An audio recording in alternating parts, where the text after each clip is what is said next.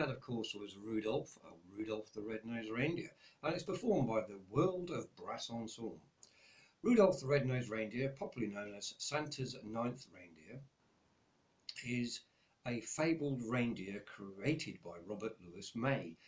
Rudolph is usually depicted as the lead reindeer pulling Santa's sleigh on Christmas Eve. Though he is a young buck, he has only adolescent antlers and a glowing red nose. Though he receives scrutiny for it, the luminosity of his nose is so great that it illuminates the team's path through harsh winter weather. Rudolph first appeared in a 1939 booklet written by Robert L. May and published by Montgomery Ward. Well, I bet you didn't know that. Anyway, we're going to carry on with the World of Brass Ensemble, which features some of the players in the World of Brass Ensemble are Salvation Army or ex-Salvation Army brass musicians as well. So for any Salvationists listening, some of this music is arranged for the Salvation Army and some players are actually playing it. So hope you enjoy it. So let's have another Christmas one, shall we? And of course, this is carrying on with the World of Brass Ensemble, and this is the first Noel.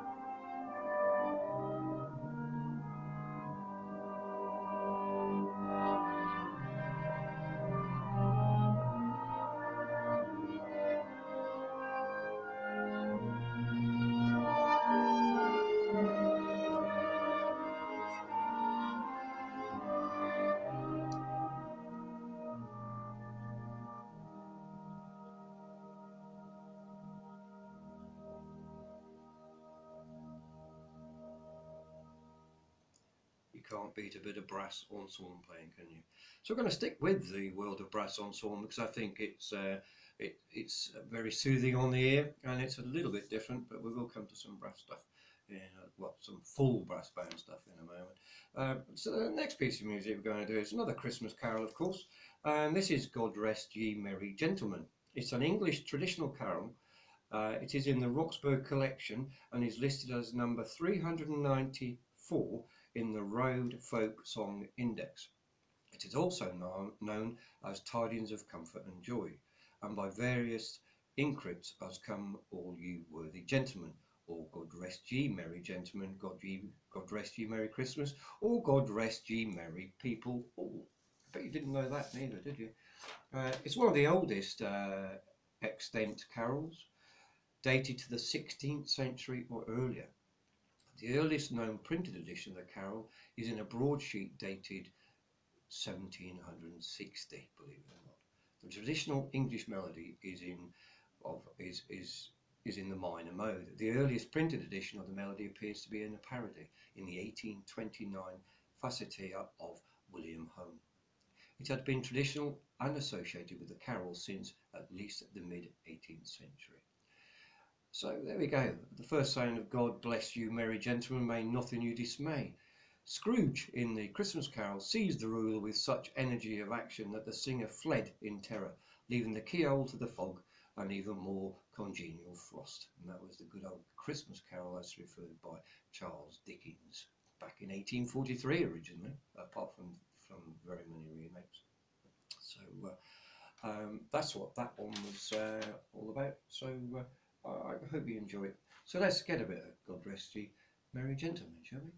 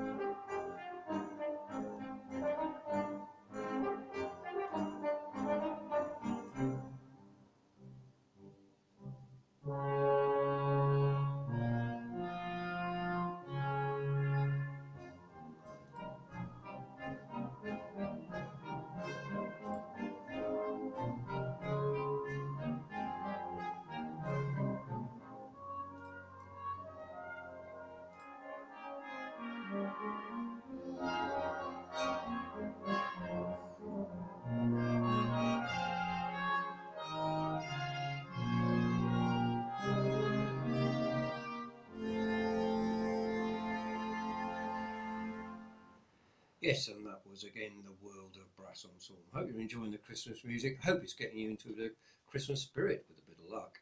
I always find it difficult to get into the Christmas mood, even though I'm out taking my band doing Christmas concerts, etc.